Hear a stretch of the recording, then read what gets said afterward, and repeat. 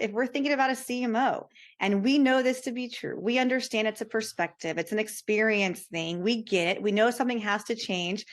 How do you delicately go to your CEO or your board and say, look, things are different now. The world is changing exponentially. We have to make a change. We have to transform, or we may not be here in the next 5, 10 years. How do you say that in a way that is going to come across, not defensively and not, as if you know more and you know better? Well, if we were having this conversation, I would say a decade ago, and you asked me that, I would have basically been like, you're all wrong.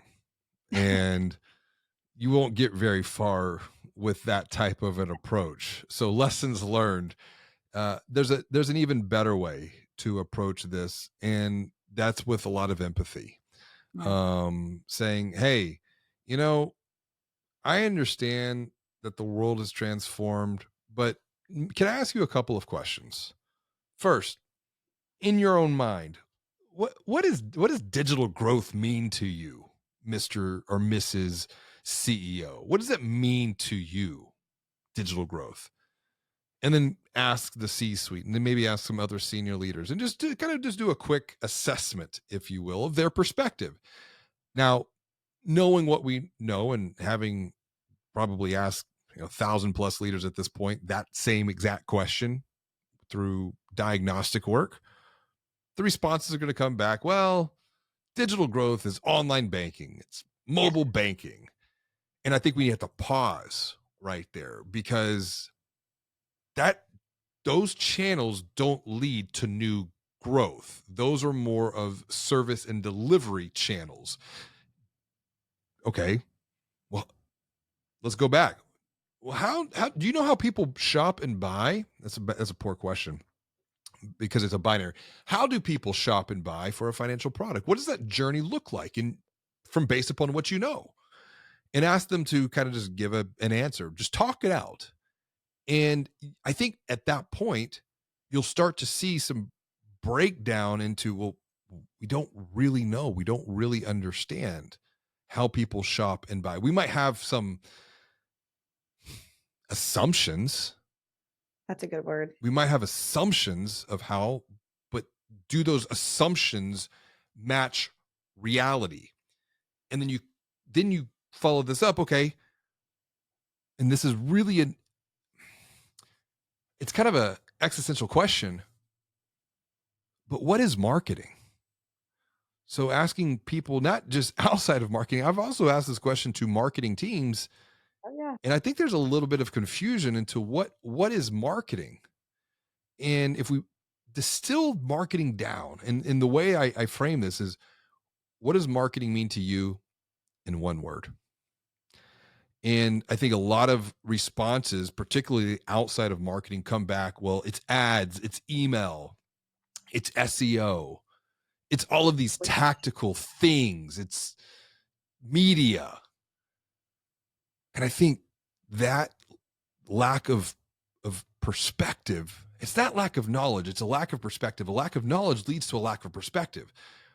That lack of perspective, that's why marketing struggles. Because if we think marketing is tactical, well, then marketing internally is going to be viewed as kids that play with paint and crayons and the glorified in-house Kinkos there to serve the last minute needs of the different business lines. But what if marketing is just one word? What if marketing is nothing more than influence?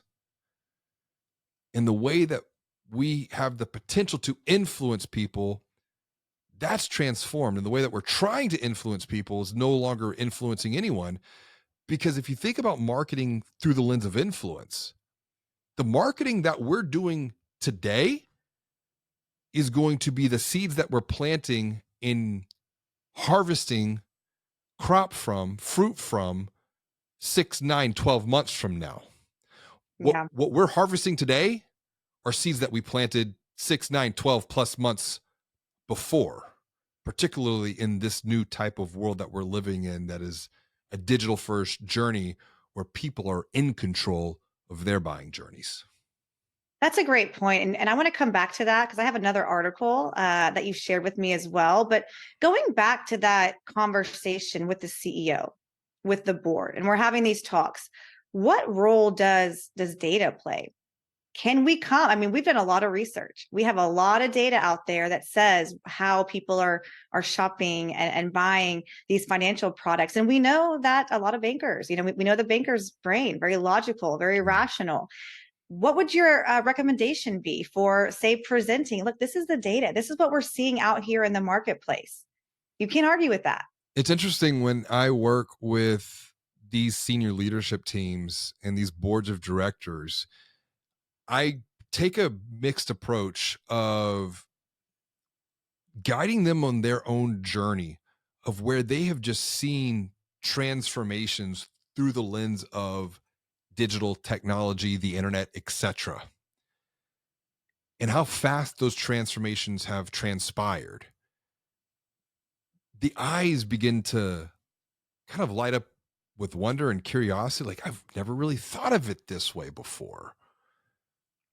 Then you start to cross reference their own personal experience with the data.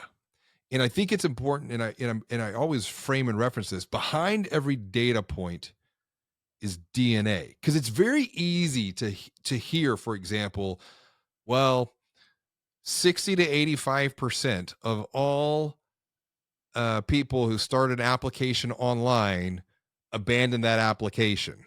What does that even mean? Well, no, let me reframe this for you.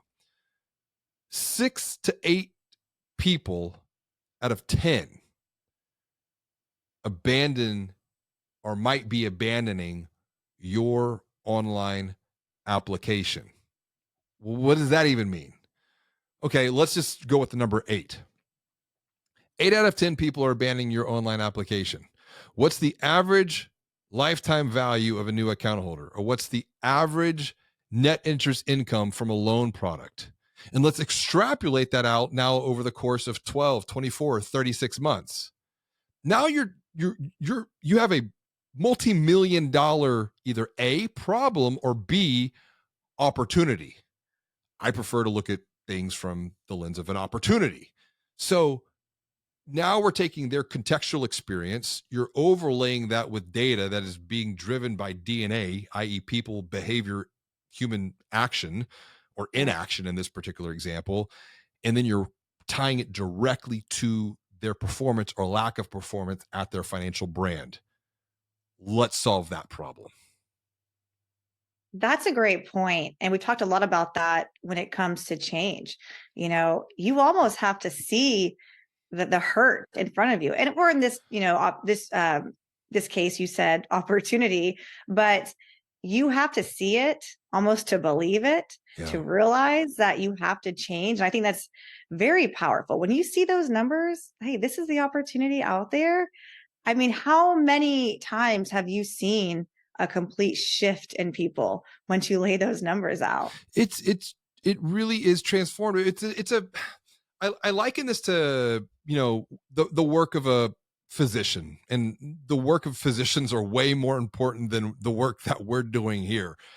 Physicians are going out, they're really saving people's lives. But I will tell you, I truly believe the work that we're doing in collaboration with financial brands, it has a potential to transform people's lives. Knowing the connection between a person's financial well-being and their physical well-being, their financial well-being and their mental well-being. So the importance of this work is not to be diminished whatsoever.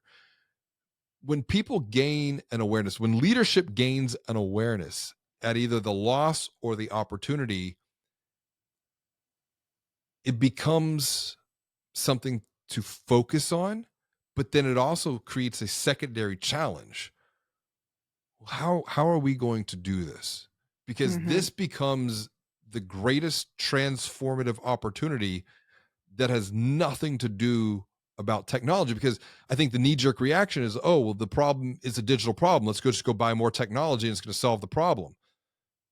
No, technology doesn't solve this problem. Human transformation is the path forward beyond this problem, because Yeah. there are four levels, if you will, for human transformation. All transformation that leads to future growth, A, starts by telling the truth about where you've been, about where you're at, about where you want to go. So we have clarity about that. Well, what do we need? We need training and education to provide that path forward, to help the unaware become aware of what the opportunities are. And then we also need to create space and time to think about how to move forward to those next steps. But the four levels of transformation starts with the self.